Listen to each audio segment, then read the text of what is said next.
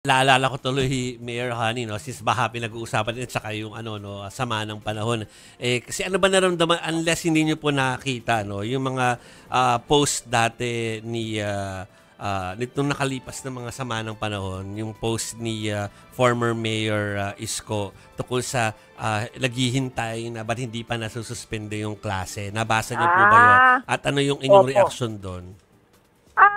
Actually po, naipaliwanag na po natin yan. Hmm, Meron po kaming batayan kung kailan po magsususpinde o hindi. hmm, Yan po lagi namin inaabatan. Ang pagbibigay po kasi ng weather forecast po ng Pag-asa every 3 hours. Magsisimula po sila ng alas 5, tapos alas 8, alas 11, alas 2, alas 5.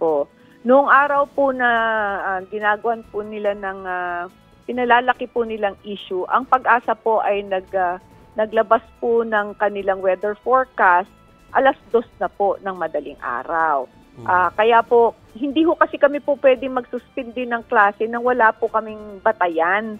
Kasi nasa memorandum po ng DepEd kung kailan lang po kami talaga po pwede o hindi po pwede magsuspindi ng klase. hmm, Yun po nangyayari.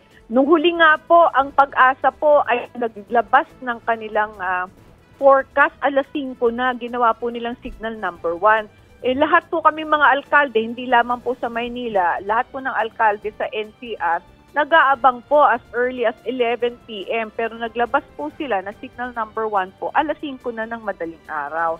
So nalalagay din po kami sa alanganin, kami po mga alkalde, kasi hindi naman po kami basta-basta po pwedeng magdeklara ng walang pasok, nang wala po kaming basihan. Unlike po before, nung mga panahon po natin, ang nagiging basihan lang po natin, pag sinabi po ng Pag-asa at saka ng DepEd, walang pasok, walang pasok. Ngayon po ibinigay na po nila yung responsibilidad sa mga alkalde po.